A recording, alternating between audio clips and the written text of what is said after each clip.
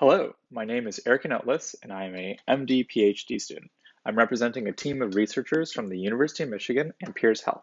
I'll be giving you a brief video summary for our recent Journal of the American Medical Informatics Association article. This study is titled Dynamic Prediction of Work Status for Workers with Occupational Injuries. This study focuses on the field of occupational injuries. Occupational health professionals use return to work prediction models to help make treatment and staffing decisions. Return to work models currently ignore longitudinal observations and only use information that was collected around the time of a patient's injury. For example, demographic and injury mechanism information may be passed to a prediction model, which then estimates a return to work date. We sought to understand the value of longitudinal observations for the task of return to work prediction. Specifically, compared to models that only use information from around the time of injury, do we observe performance improvements with models that utilize longitudinal observations? We hypothesize that longitudinal data observations will improve the predictive performance.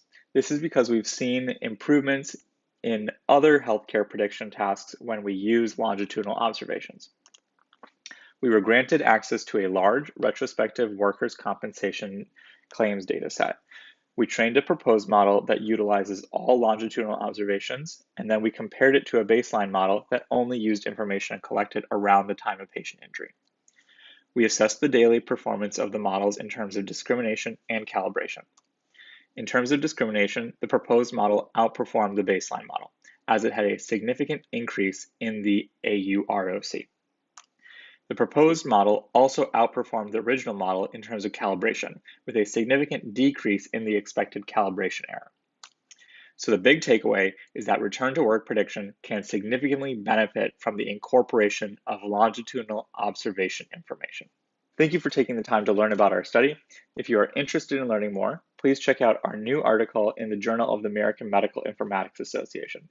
In the article, you can find details on our approach utilizing recurrent neural networks. You can also find additional experiments focusing on simpler model architectures.